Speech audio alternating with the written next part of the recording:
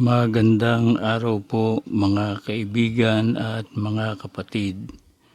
Ito pong muli si Brother Ren na sa pangalan ng channel na ito ay lubos na nananalig na kayo po ay nasa mabubuting kalagayan at dumadalangin sa Panginoon na tayo po ay minsan pang iligtas niya sa muling pananalasa ng virus sa ating mga kalagitnaan at patuloy na tayo po ay maging ligtas sa lahat ng mga dumarating na mga ligalig at mga bagabag dito sa ibabaw ng sanlibutan. Nangangailangan po ng ating mga panalangin at mga paghingi ng tulong sa Panginoon ang mga ganitong kalagayan ng ating mga buhay, kung kaya nga't patuloy po tayo na manampalataya at manalig sa magagawa ng Panginoon. At ipagpatuloy din po natin ang panghahawakan sa kanyang mga salita at pananampalataya sa kanyang magagawang pagliligtas sa atin sa lahat ng maaari pang dumating na mga pangyayari na pipinsala ng buhay at kalusugan ng mga tao sa ibabaw ng sanlibutan. Kaya nga sa ating pagpapatuloy ay muli tayong dumako sa pag-aaral ng mga salita ng Diyos na makapangyarihan sa lahat. At sa oras na ito ang ating pong teksto ay ang sulat ni Apostol Pablo sa Iglesia sa Efeso sa Kapitulo 1 at talatang 21. Ang babasahin ko po ay ang huling bahagi ng kanyang isinulat. At sa bawat pangalan na ipinangungusap, hindi lamang sa sanlibutang ito, kundi naman sa darating.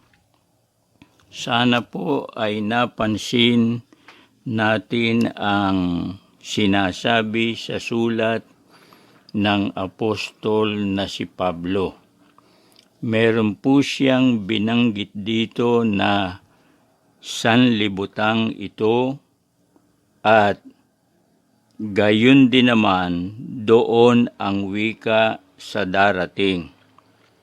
Ang ibig niyang tukuyin yung kasalukuyang sanlibutan at pagkatapos ay yung pong darating na sanlibutan. Sa madaling salita, ang itinuro ni Pablo dito sa talata ay dalawang sanlibutan. Yung una, ang sanlibutang ito ayon kay Pablo, at ang ikalawa, yung darating pa lang na sanlibutan. Ano ang katunayan na mayroong tinutukoy si Pablo na sanlibutang darating ayon din sa talata ng Biblia? Basahin po natin dito sa Hebreo sa Kapitulo 2 at talatang 5. Ganito ang nakatala. Sapagkat hindi niya ipinasakop sa mga anghel ang sanlibutang darating na siya naming isinasaysay. Malinaw po dito sa talata na talagang mayroon pang darating na sanlibutan. Hindi niya ang wika ipinasakop sa mga anghel ang sanlibutang darating na siya naming isinasaysay.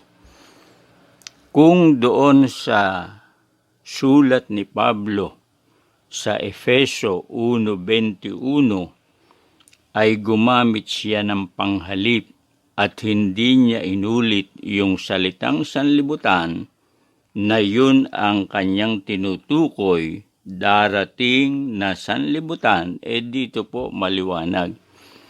Ang sanlibutang darating na siya naming isinasaysay.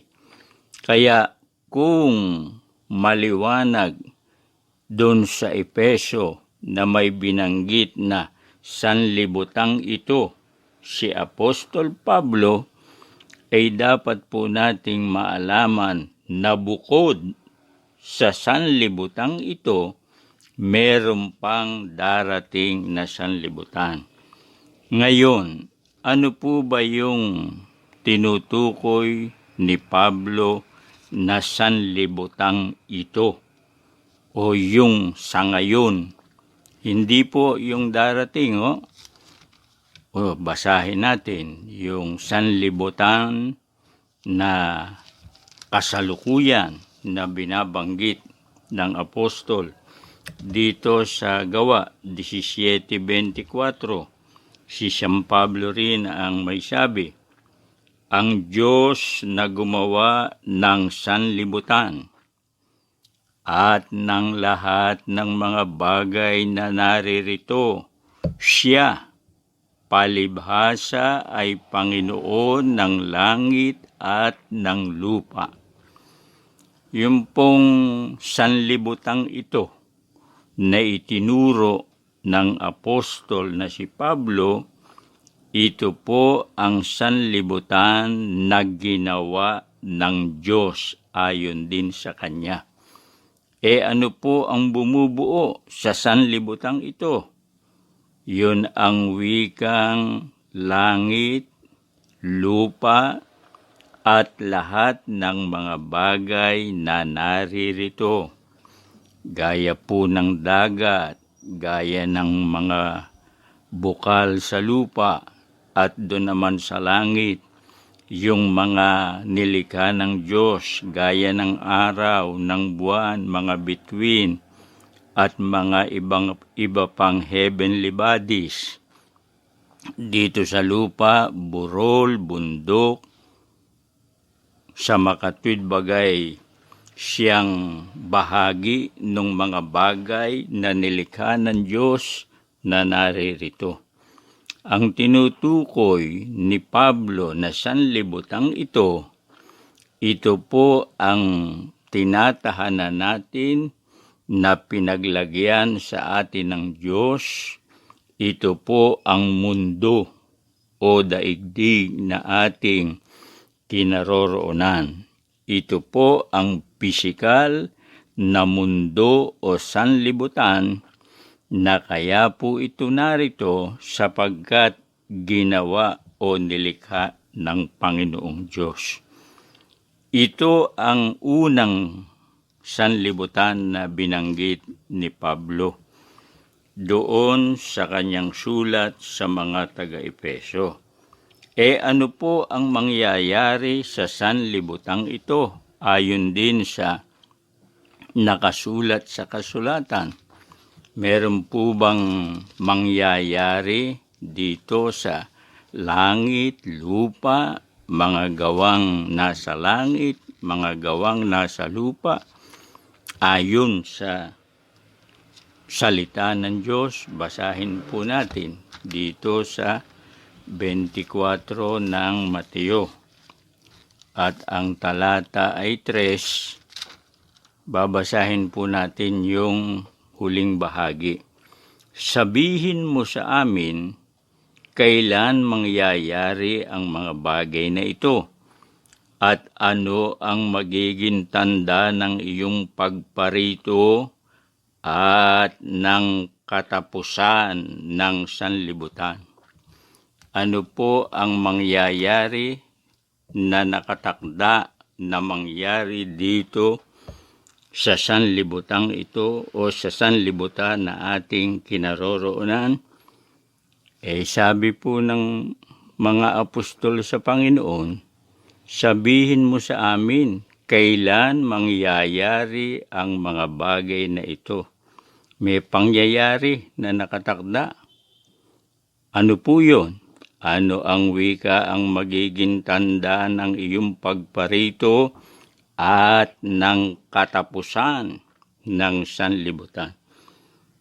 Sa madaling salita, magkakaroon po ng sinasabing end of the world o yung sinasabi ng iba, bagaman hindi eksakto,